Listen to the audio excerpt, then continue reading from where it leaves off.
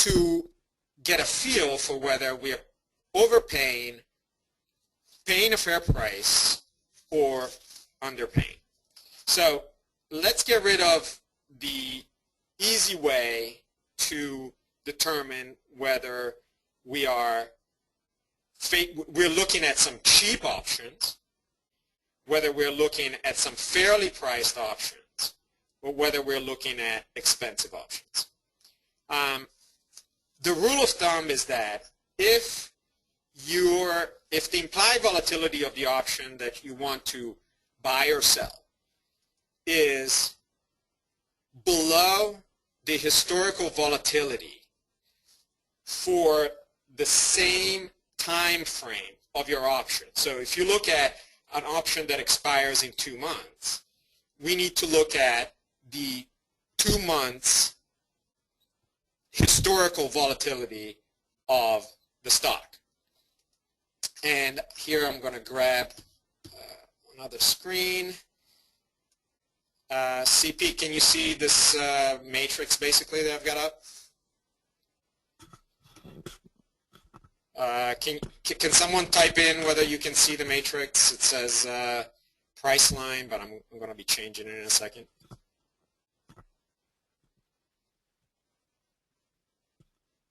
Okay, well, I hope you guys can.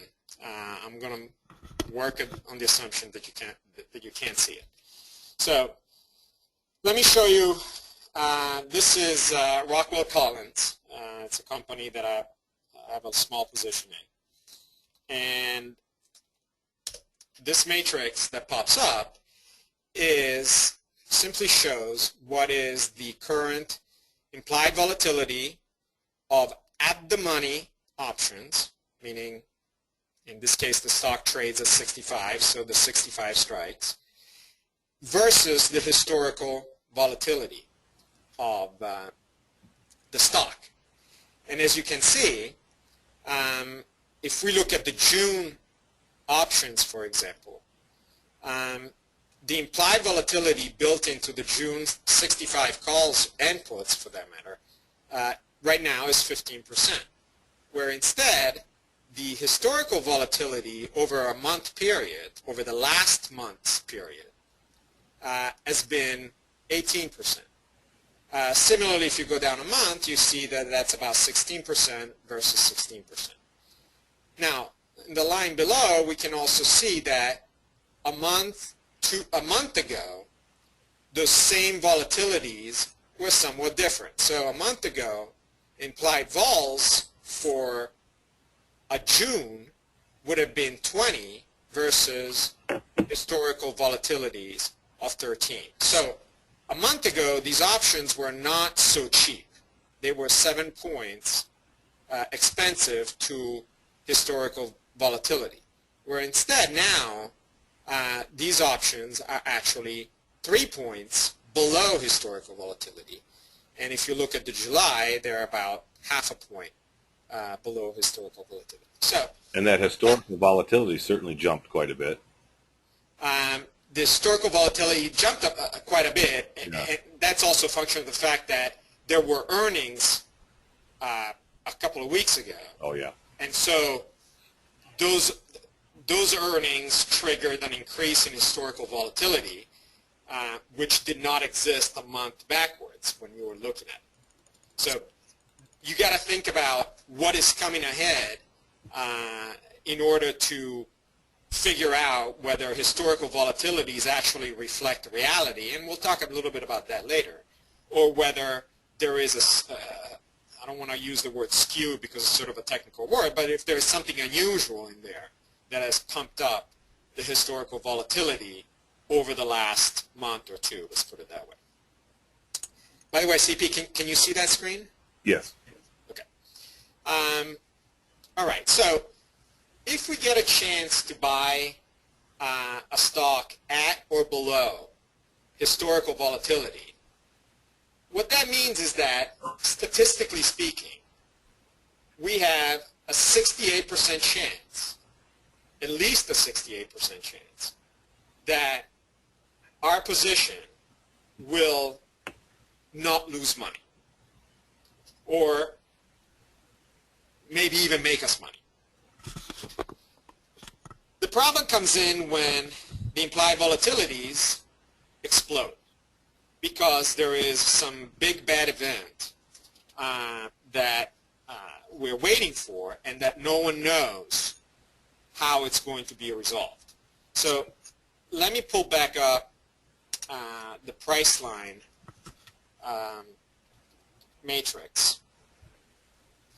And price line, as probably many of you know, is going to report tomorrow after the close. So the May expirations only have about a week or so left, and then you got to kick up to June. I am ignoring for our discussions the weeklies, just because the concepts are the same, so it's not like they cannot be applied. But the timing around an option that has 1 day left sort of changes some of the math, and I don't think we need to get into that. But so if you look at the May expirations, right now they're trade at implied volatilities of 51. And if you look at the historical volatility over the last month, it's a puny 18.5. Why? Well, of course, because we haven't had any big event concerning the stock. The big event is going to be tomorrow. So the stock has been basically quiet, and everybody's waiting to see what happens tomorrow when they report the earnings. So what happens if you go ahead and look at a stock? Let's pick the pull up the option chain for Priceline.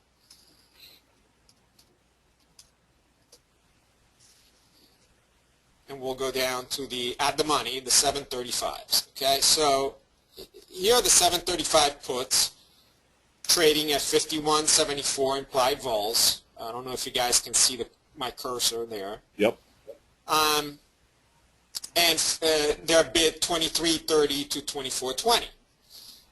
Now, if in the column that says theo, what this simply says is that this is the theoretical value, which is the price at which the option should trade if its implied volatility traded in line with the corresponding historical volatility.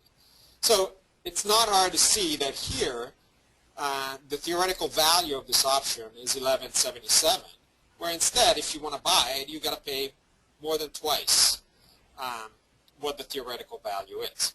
And again, all of this because there is this massive implied volatility built into the options, and it will get resolved one way or the other after earnings on Friday. So let's take the example, and this is something that I think had come up in the chat room when we were talking about some Amazon options. And I think Madi was trying to figure out a way to hedge it on the downside and so on. And some folks were thinking, okay, well, I can just simply buy an out-of-the-money put, and everything's going to be fine. I know what I'm going to lose if it's out of the money and the stock. Let's use Priceline as the example. Let's say the Priceline is trading at 735. It is trading at 735, and I'm willing to absorb the first $35 worth of loss. I will buy a 700 strike put, and once the price goes below the premium that I'm paying, the $10 or so that I'm paying, well, I'm going to be protected and everything is going to be fine. Or if the stock stays above 700, well, I'm just going to sell my put tomorrow and, recoup my losses, recoup part of my losses. Well, that's true. Okay, I'm not saying that is not going to happen, but right away, if you have stock at 735 and you're buying the 700 and you're paying $10, your exposure has gone from 35 to 45. And then secondly, you could find yourself in a position where you need to time the exit of both the put and the stock in order to actually effectively use that insurance. And this is somewhat confusing description, so it's easier if I can show you guys using the screens. Mm-hmm. So here, hold on a second.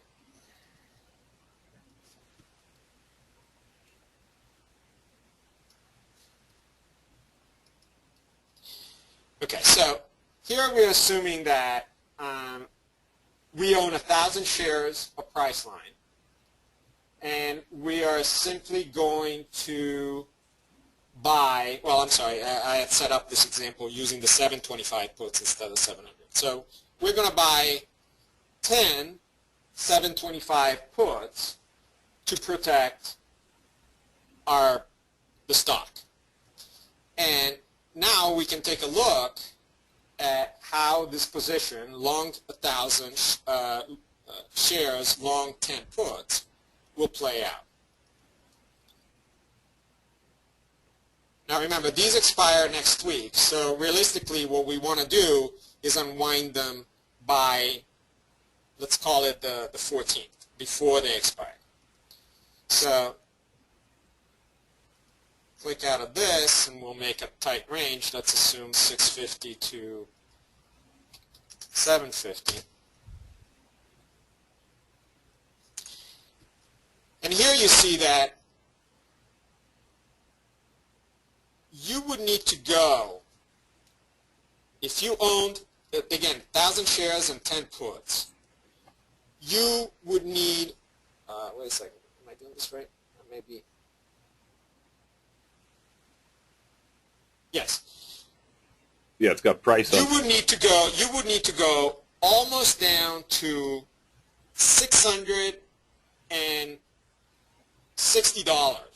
or so in the price of the stock before you plateau out on your loss. Okay? Even though you thought that by buying the 725 you were going to be fine. Mm. And that has to do with the delta, and that's something we're going to talk about a little bit later. Now, what is even worse is that we noticed before that the implied volatilities of these options were running around 50. And the historical volatility is, I believe, was around 25 or so. Well, let me pull it up again. Oops. Yeah, it might have been as low as 18. Yeah. I remember. Yeah, normalized volatility for Priceline was, let's call it 30, okay, versus 51. Okay. So if we adjust, tomorrow the numbers are going to be out, the mystery surrounding the earnings is going to be gone, so the volatility is going to go back to its normalized level because the news is out, so to speak. So let's assume that it simply goes back down by 20 points to the 30 range.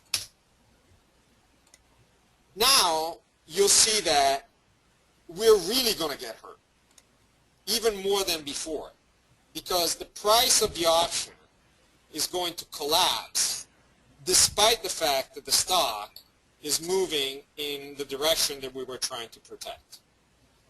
And so at the end of the day, you could find yourself in a position where you paid money for your option, you have a losing proposition on your stock, and you're getting slammed on your option as well.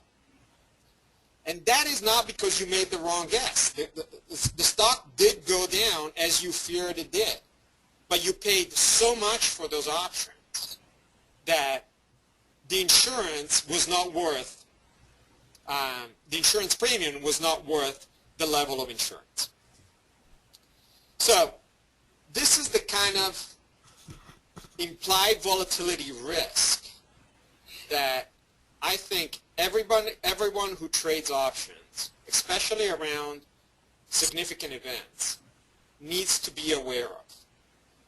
Just because you're about to buy something that you think it protects you, it doesn't mean that if you pay the wrong price, it will actually protect you. So let me go back quickly to that chart of Apple, and I think it's going to show you the, what actually did happen to Apple's options. Apple reported on April 23rd after the close, and we're going to look at the May 3rd, the following week's options. And the stock closed before earnings at around 405. 405, and oddly enough, the next day it closed at 406. So despite all the ups and downs that it had, the difference between the close on the 23rd and the close on the 24th was just $1. Right? So we're going to use the 405s, which were the at-the-money options at the time. Let me narrow down the timing a little bit.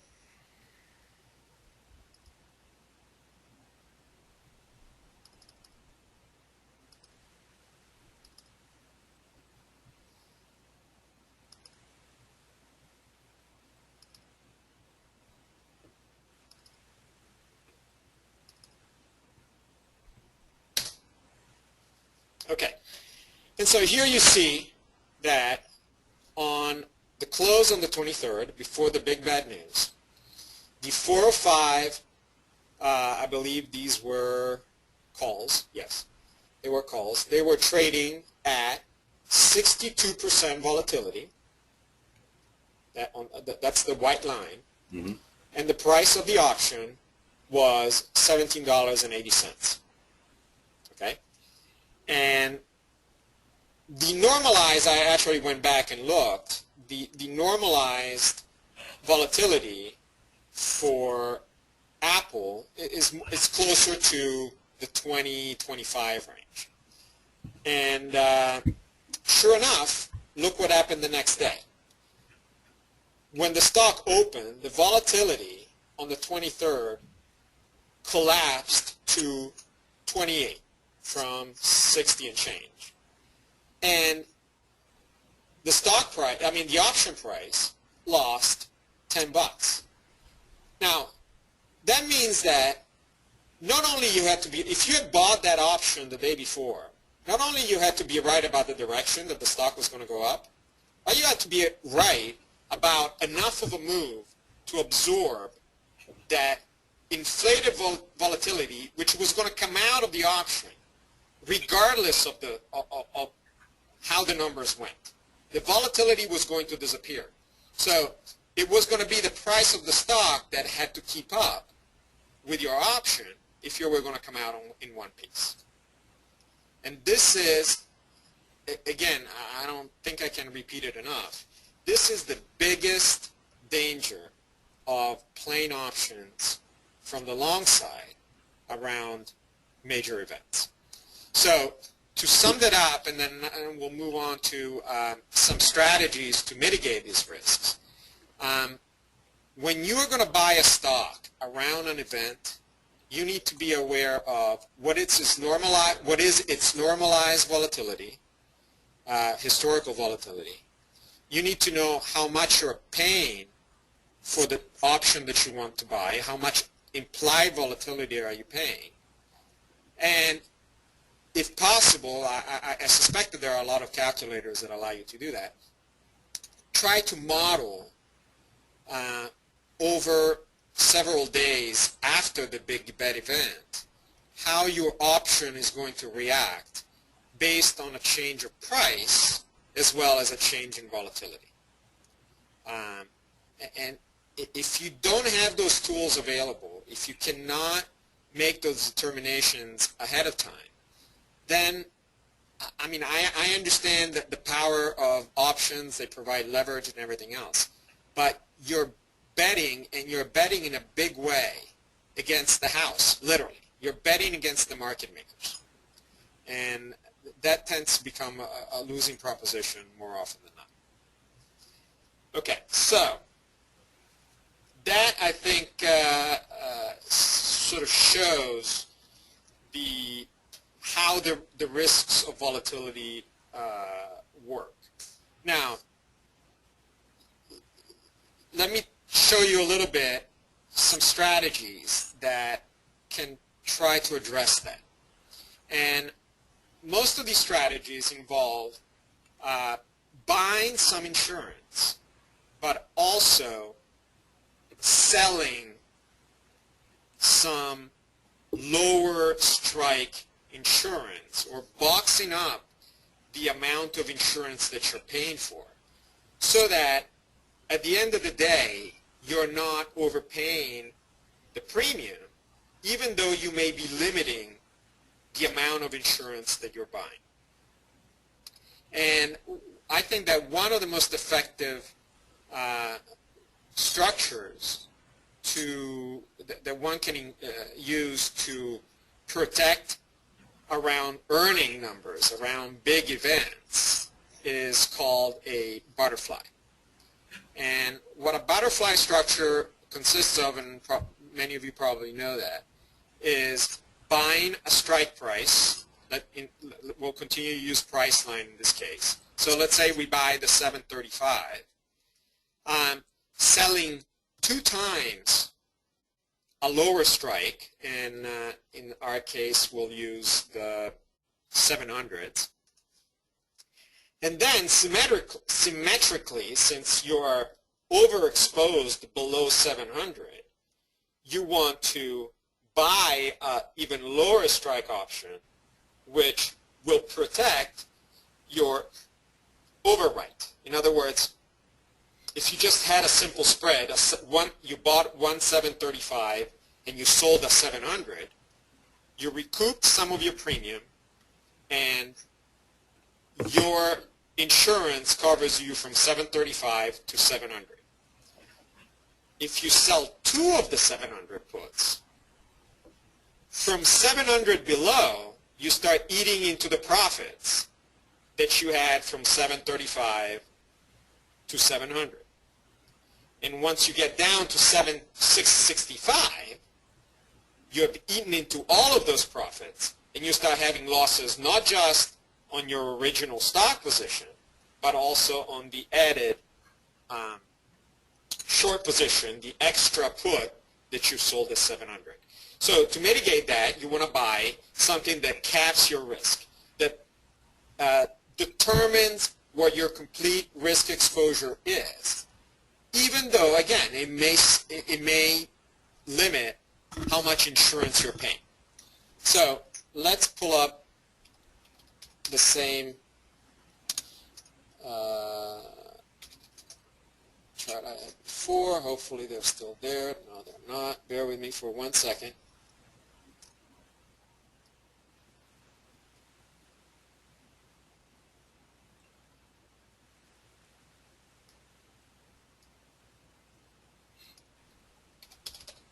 So essentially, Phil, the simple spread would cause you to still, it doesn't fully mitigate the collapse in volatility.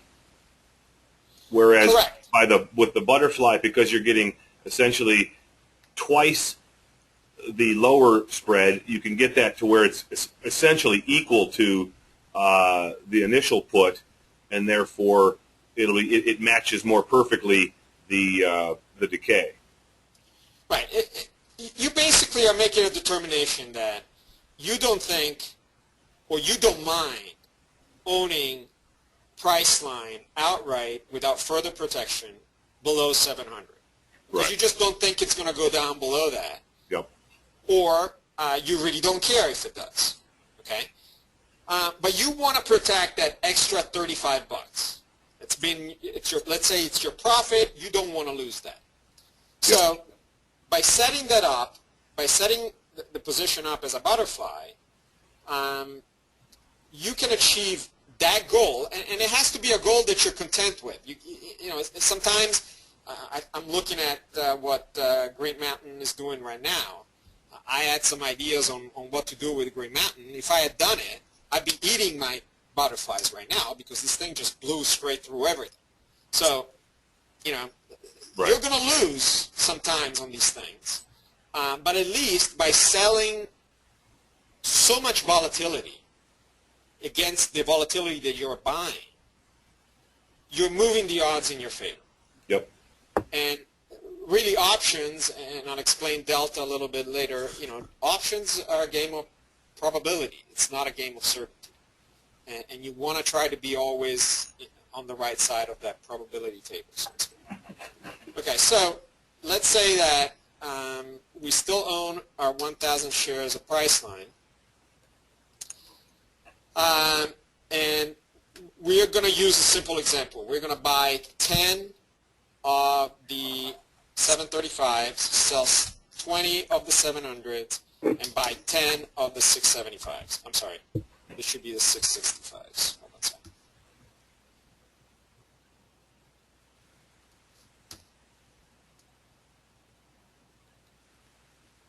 Phil, there was a question that I just noticed came in that Wahoo was wondering. He's saying, you're saying the increased risk is on the long side. Is there not a similar risk on the short side? And I'm assuming he's talking about the butterfly structure, and then that there is that risk that you're pointing out below the final option. Right. Yeah, I'm not sure I understand the question. Okay. The long side and short side of what? The stock or the option structure? Let's find out. Wahoo, I opened your mic up. If you have a microphone, feel free to jump in for clarification. If not, and you would rather just clarify the question, or maybe it's been answered, I'm not sure. But if you want to put that out again, that'd be helpful.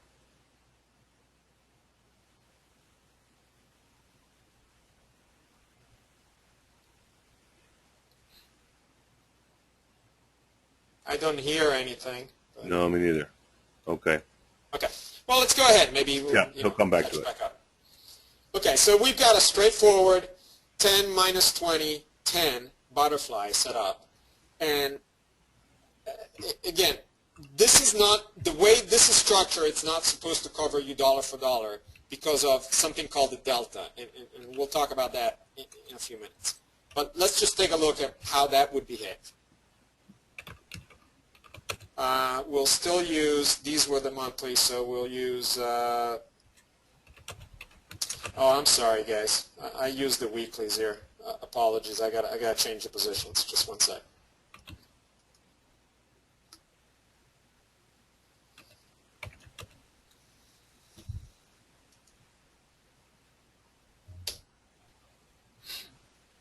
Here's the rephrased version, Phil.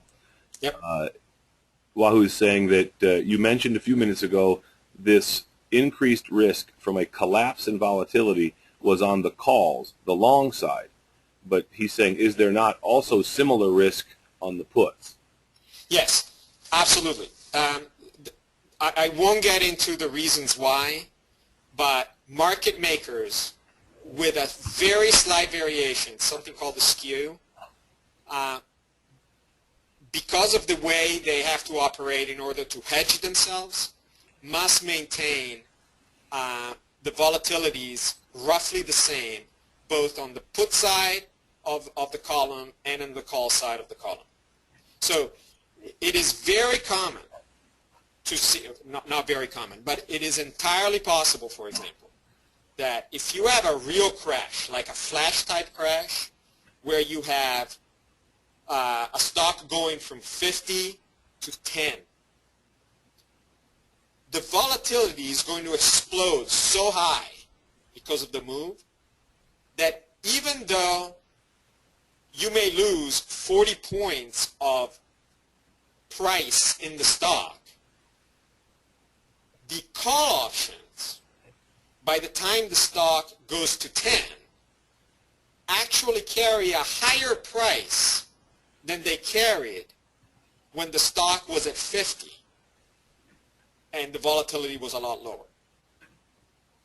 And that's because of the way the market makers have to hedge themselves. The volatilities must explode on both sides, and some really funky stuff can happen.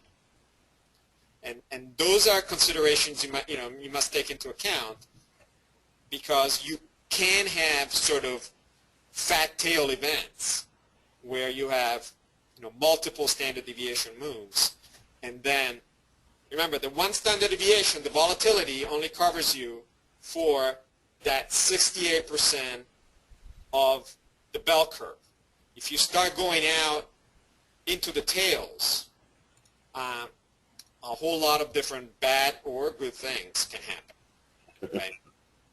But yes, the volatility stays the same regardless of the direction of the move. Again, with a very small variation here and there. So find the 665s. Drag them in here.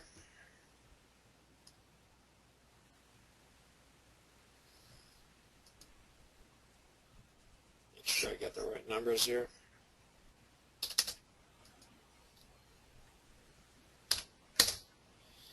All right, this should be the right setup.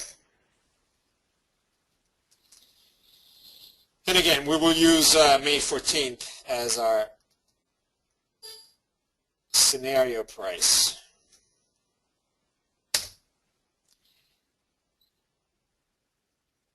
Go away the other ones here.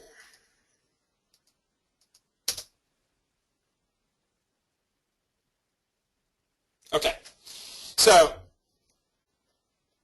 here you can see that if we start off at 735, that's sort of where the blue line is,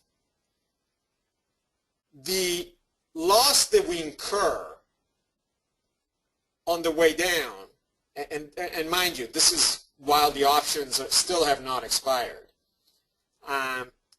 is somewhat more muted than what we were looking at before. And that is assuming that the volatilities stay the same. Okay? I haven't changed any of the volatilities. So what this shows you is that with a 10 contract by 20 by 10 against 1,000 shares, if the stock price goes down to 700 from 735, you have lost a mere 28,000. So this insurance has worked a little bit toward mitigating the drop. Okay? Now, let's see what happens if we lose the volatility, we get a volatility crush, and we will shave off 20 points, sort of go back to normalized volatility. And now, well, these are roughly still the same. The way it's working, it's still roughly the same. So for this position, you'll be at 21 instead of 26. So you're saving a little bit more. Your insurance is kicking in a little bit more, and instead of losing 26, now you're losing 21. Okay? Now, why is there still such a big loss if you own 1,000 shares, 10 contracts, and a 10 contract butterfly? And that has to do with something called the delta. Okay? The delta of a stock is the amount that the price of the option will change for every $1 change in the price of the stock. Okay? So if we go back, let me pull up this one here. This is the option chain that we're using. And you guys see this DM column. And we'll go to the 735 price, okay? The ones that are very expensive. As you can tell, the delta here is minus 0.48. That means that if you just outright bought the put options against your stock, at this price, at this moment, at this volatility, you basically have protected half of your position. Because with a 0.48 delta, what it's telling you is that the price of the option will react 48% of the price of the move in the stock. Okay? So if you wanted to go to a delta neutral position, and we'll round up, we'll assume that the delta here is 0.5. If you want to set up what is called the delta neutral position, you in essence have to buy twice as many of those puts.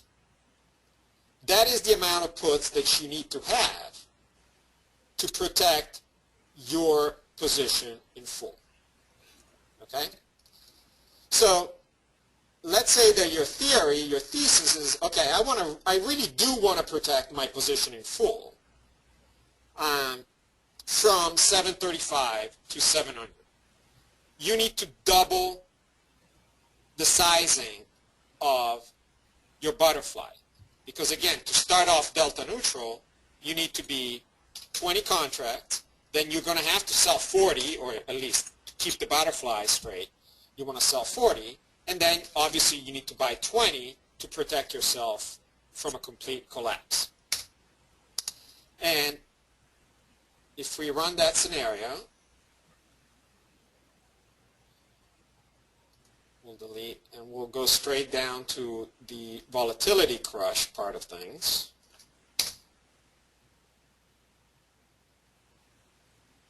Here we go. Let me get the tracker here.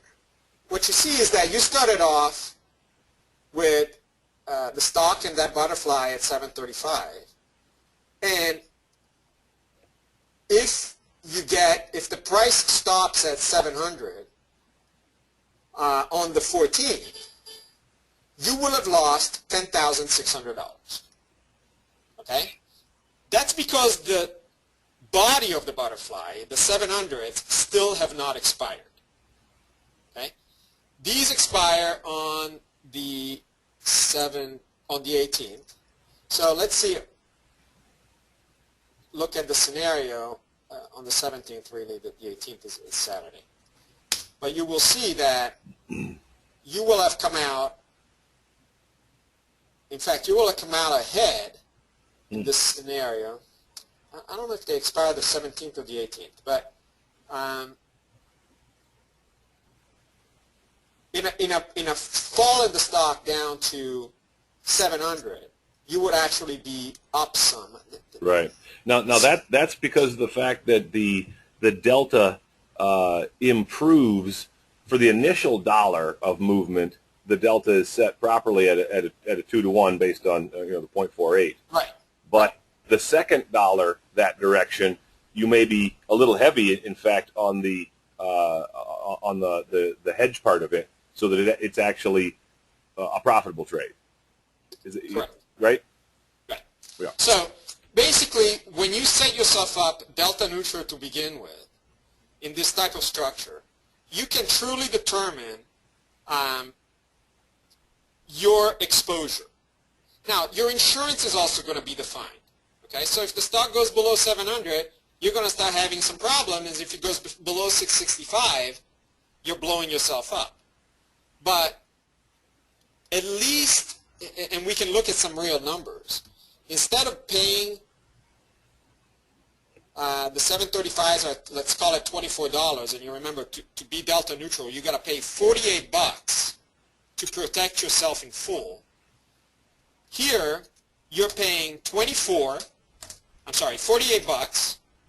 for the 735s. You're collecting $20 for the 700s, and then you're paying $3, call it, for the 665s. So instead of being out 48, you're out 31. And not only that, but you have upsized the starting point where your 735s start kicking in, because in essence the 700s are eating into the delta that you otherwise would be losing, or improving, I should say, the delta that otherwise you would be losing. I know it's a little bit confusing, and maybe I'm not being as clear as I would like to be, but in essence you're improving the odds that your insurance will function as insurance instead of just paying a premium and then sort of being randomly at the mercy of whether you have paid or overpaid or not to the market makers your insurance premium. I know I probably did confuse a bunch of you, so are there any questions out there before we go into some other stuff? Maybe we can open it up to a bunch of questions now, and then I'll just cover a few other loose ends. Sure, I'm looking. I don't see anything coming yet.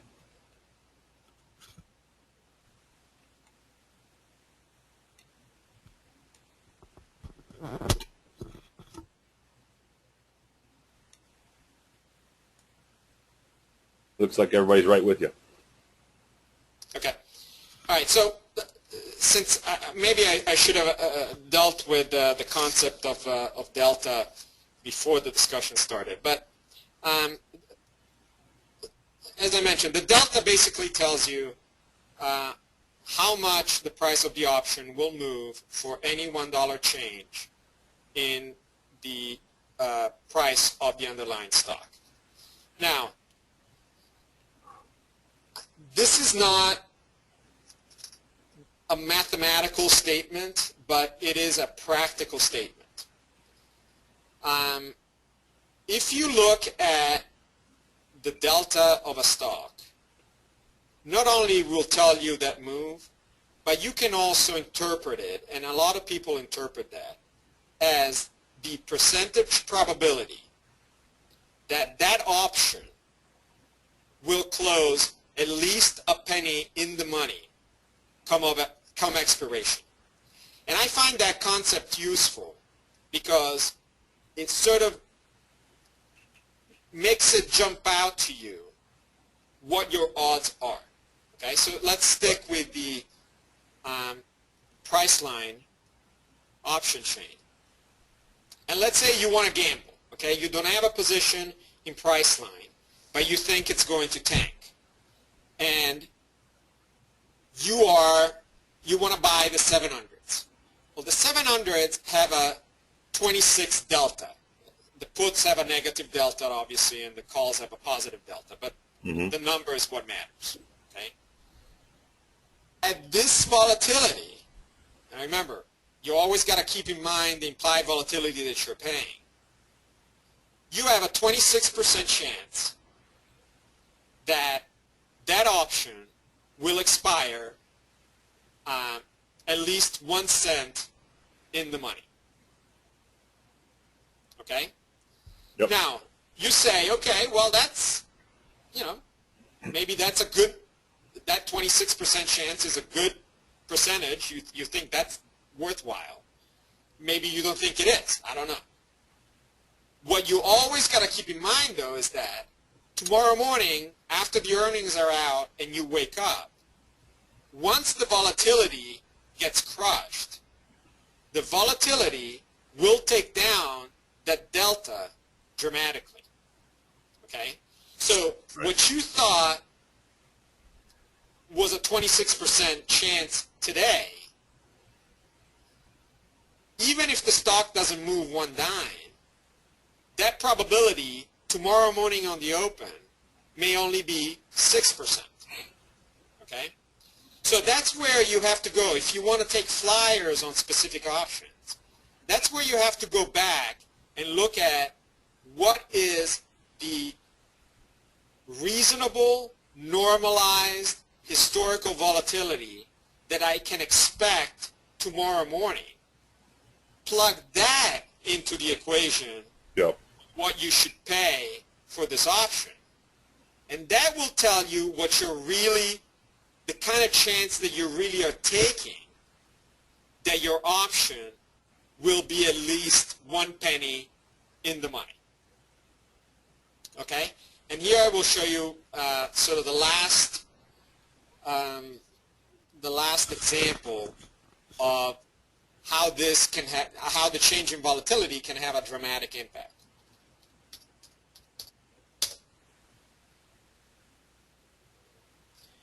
All right, so we're still going to use the May 18th expiry.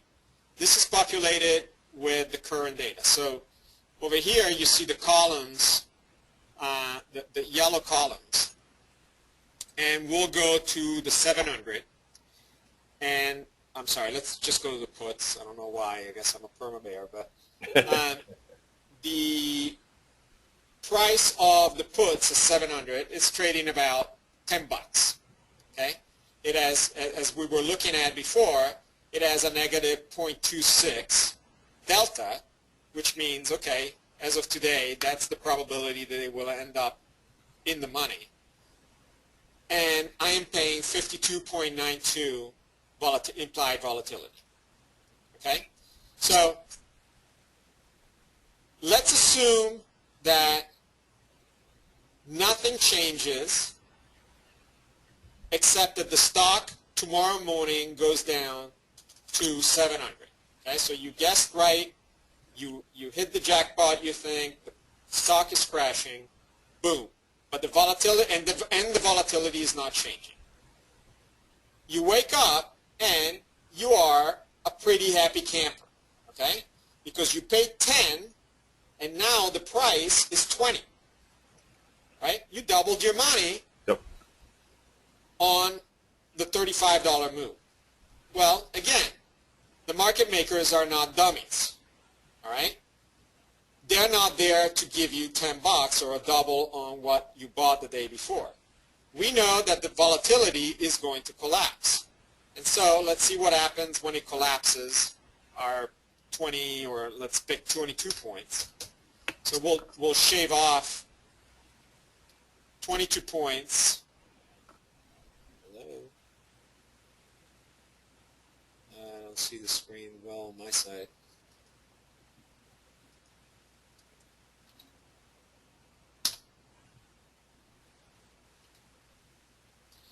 Oh, come on, don't leave me hanging now.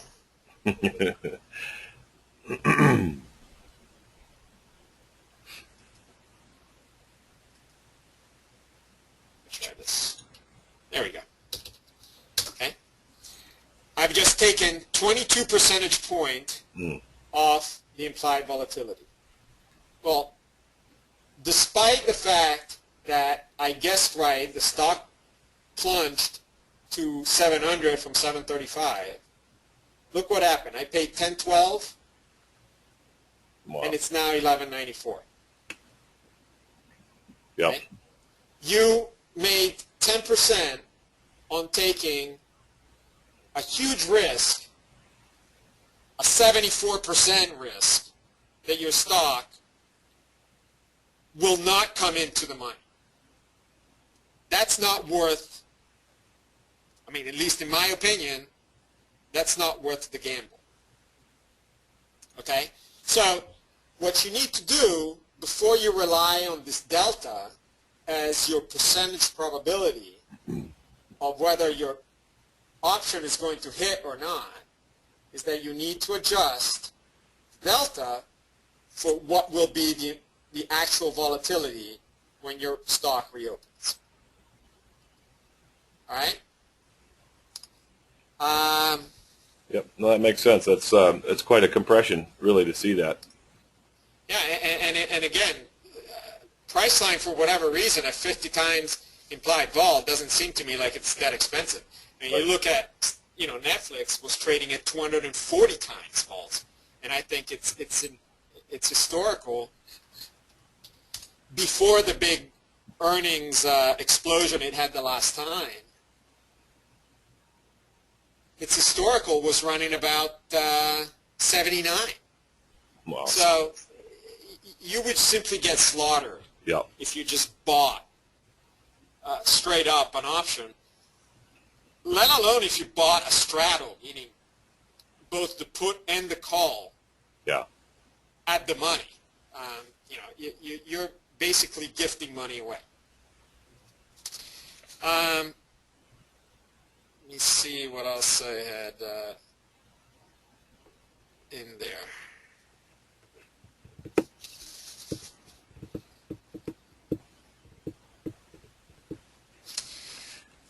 Another suggestion: if you buy longer dated, One second, Phil. yep. Jared, this platform is the Bloomberg platform. There's just a question that came in. Yeah. Thanks. Yeah, this is a Bloomberg platform. It is an extremely powerful. Oh boy, my Internet Explorer just told me to stop working. Can you guys still hear me? Yep. Okay. I still hear you. I'm not sure whether it must be going through somewhere else or.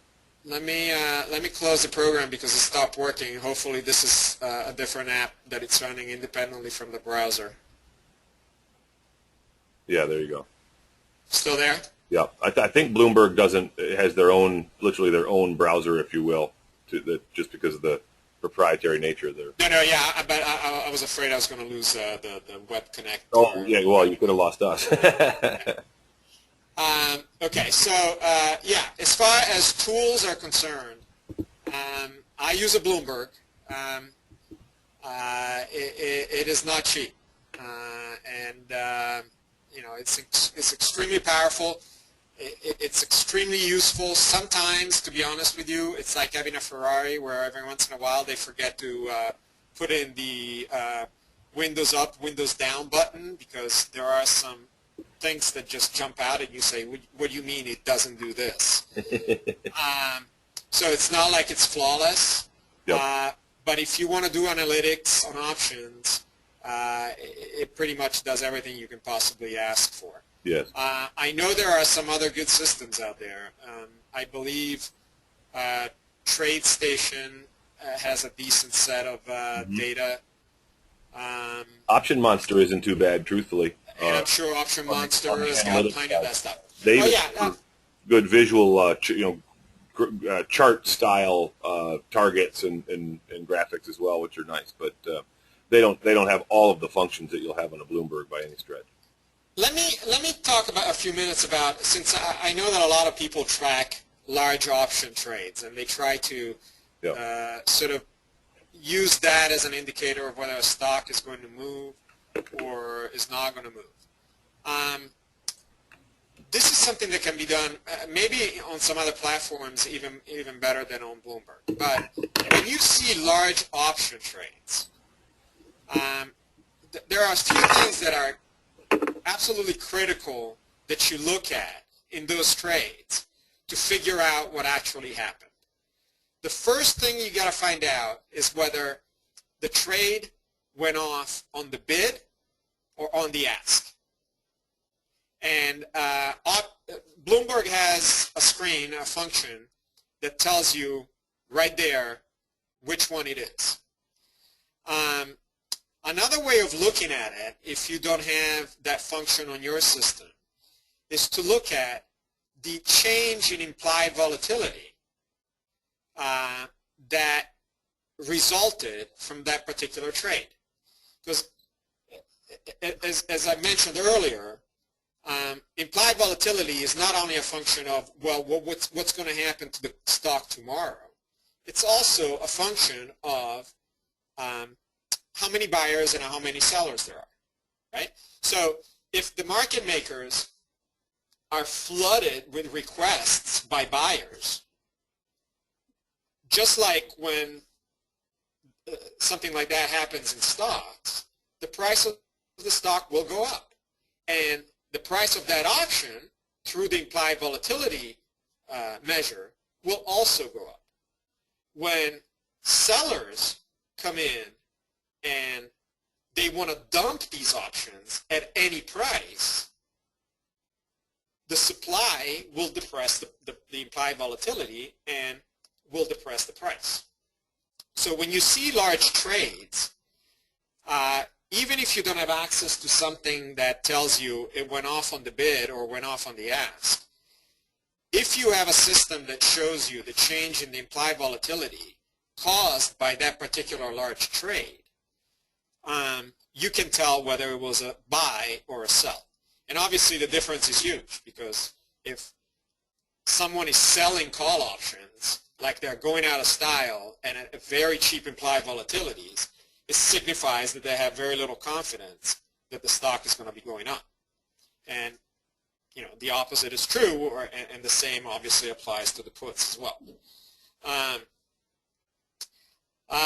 Now, what happens if the prices go off at the mid price? And sometimes market makers, to facilitate a large trade, will trade a large block between the bid and the ask. And sometimes, let's say that you wanted to buy a put spread where you're long the 700s and you're short the 650s. They may be willing to do that trade for you by you paying the asking price on the 700s that you want to buy, but they will cut you some slack and give you the mid price on the leg that you're selling short. So they're giving you a little bit of a discount between the bid and the ask. And that's where Bloomberg is not very good. It has a function that tries to pair large blocks that trade at the same time, exact same time, so that it gives you a sense of whether the trade went off as a spread.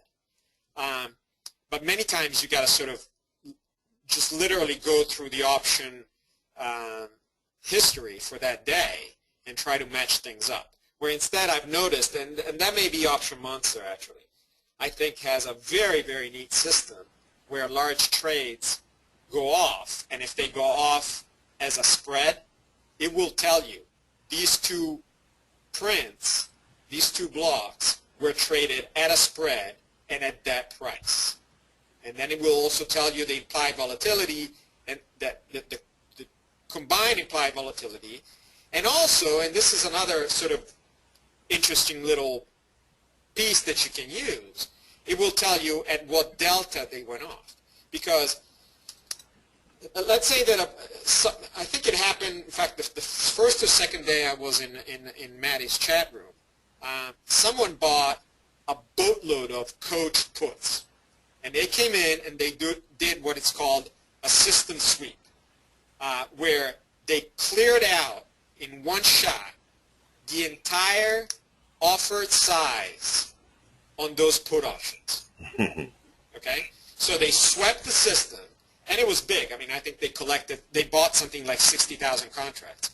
And those contracts were trading at, let's say, a 0.4 delta. Okay?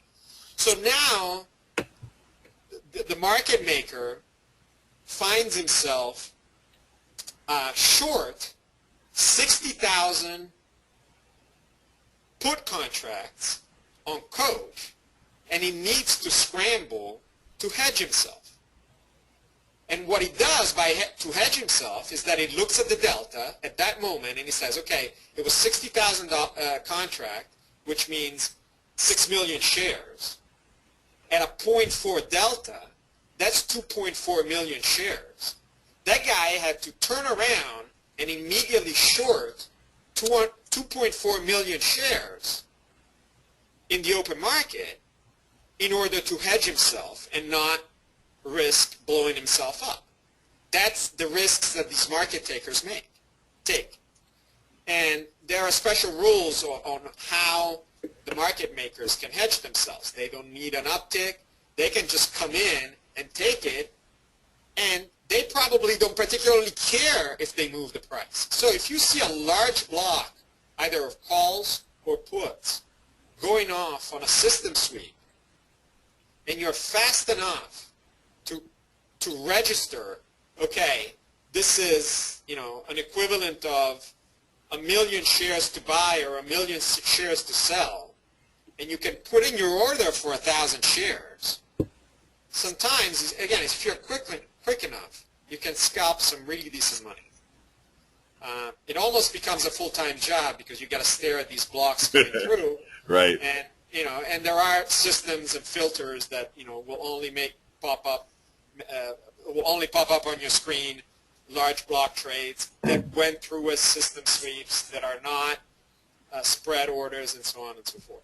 Yeah. So there is a lot of stuff that you can use out there to try to stay ahead of the game. But it's not easy. Trading options is not easy.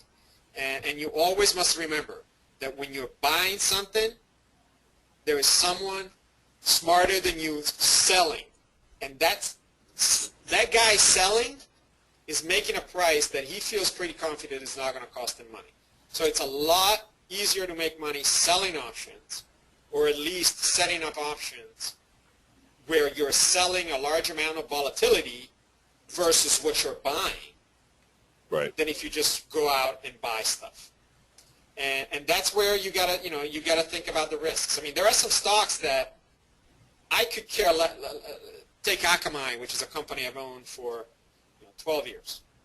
I could care less if they hammer it down from 45 to 30 tomorrow. I don't care what the reason is. I mean, unless it comes out that the company doesn't exist. But I'm saying within reason. There are no business reasons that would stop me from buying Akamai at $30. So I am perfectly content to collect dimes in front of a steamroller, selling put options naked on Akamai, because that's what I want to do. I want to own that stock at $30. And I know that not only there's very little chance that the stock will go down $30, but even if it does, I'm okay. That's sort of the level of confidence that you got to have when you sell a put naked, which would force you to own the stock at a certain price. And then on the call side, obviously, shorts can go up to infinity in theory. So I'm not so comfortable selling calls naked. I rarely do that. And I will confess, having had my ass handed to me just about a month ago, I had set up a ratio spread where I owned a call of Vertex Pharmaceutical at $55, and I sold 2 at 60. And I did not set it up as a butterfly. I was leaving myself exposed on the upside because, honestly, I was an idiot. I didn't figure out that there was a clinical trial rolling down the track. Well, sure enough, they came out. The stock went up $25 overnight. To make matters worse, Interactive Brokers systems wouldn't let me trade the stock after hours. So I woke up the next morning, in the whole $15. Yeah. And I have been, scraping around to fix that position ever since. So there is very real risk being naked options, even in ratio spreads, and that's something that you got to be aware. Naked call options, I should say. Right. You always got to be aware.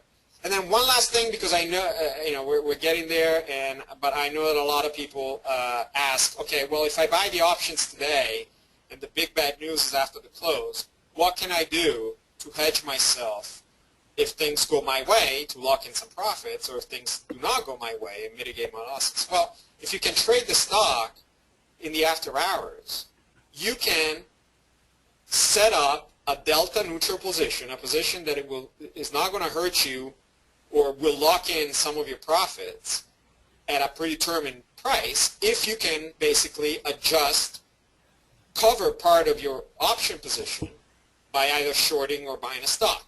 So let's say that you were long Green Mountain Coffee 60 puts today before they came out with earnings.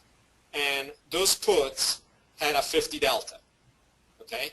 We know that if they are Mays, the delta is going to get crushed tomorrow morning. Not only because the stock is up $6, but also because the volatility is going to disappear. Well, you don't have to sit there and just wait until, for tomorrow morning to get wiped out. If the stock lets you in and you have done your calculations of what the delta may be tomorrow morning, and that delta, let's say, is now down from 50 to 20, if you buy 200 shares against your 10 contracts of the stock, you can absorb a fair amount of the loss if the stock keeps going up. You have gone delta neutral, and you have offset part of the damage to your option position. So always keeping in mind the changes in delta and the changes in volatility that will happen the following day. If you have those numbers pinned down in your head before the event happens, you can almost pre-program it into your system and say, hey, if the stock gets to 62, buy me 300 shares. That way I mitigate my loss. Yep. Can you get whiplashed? Not really, because if you buy it at 62, it goes up to 66 and it opens at 50, well, you still got your puts. Right. Your puts are just going to make you less money than what you thought because you had to buy some of the stock to protect from the initial spike higher. Right. Yeah, the after-hours trade in the stock really just is a synthetic exit to whatever the other position was. So you're essentially out of the market right then. Exactly. Yeah. But you have to do it incrementally based on your forecasted crush in volatility. Right. Right. And the delta that goes with that change in volatility of the options. No, that's a good point. Good point. And those do come up quite a bit playing. Maddie's earnings call. Earnings, right. Yep. Well, good. So I think that's. Yeah, I think I don't see any other additional questions. I think we did certainly address some of the major risks, both in trading options at all, but also some of the techniques used with Maddie's positions and directional. So, thanks everybody for taking the time to listen. And if you do have any additional questions tomorrow, obviously we'll be in the chat room, or I will, and we can be happy to follow up on those. Thank you, Jared. I have not heard from her since this morning, so I'm not sure if Madison's situation with her mother is getting worse or not. I know that there's been some chemotherapy treatments and just that she's not doing very well at all. So I think there's quite a bit of pressure on her from that side right now. But I guess the fact that they're going through the process means that the doctors at least think that there's some chance of success, and we can just hope that that is the case, that she comes through, and Madison being there maybe is helping. So. Yeah, just to add to that, I recall she had sent out a tweet maybe a month ago or so saying that her mother had sort of taken a turn for the worse, and she was going to have 3 shots at chemo treatments, and then once the third one sort of ran out, she was afraid that might be it. Yeah. And so this may be the first go around. This was only about a month ago, so hopefully. Right. She's still got some time. Absolutely. All right. Also, I will try to. I've been recording most of this. Unfortunately, the very beginning, I thought it was recording and it wasn't, so I missed a little bit of my intro. I may just re-record that and have that separate if for people that missed it. But I'll try to post that and get a link into the chat room and maybe out to Twitter sometime tomorrow. It takes a little while for it to load up to a site like that because it's a pretty rich file. But anyway, so that is true, and I mentioned that in the chat room as well. So if you see that, you know what that's about. So have a good night, everyone. Thanks again. All right. See you guys tomorrow.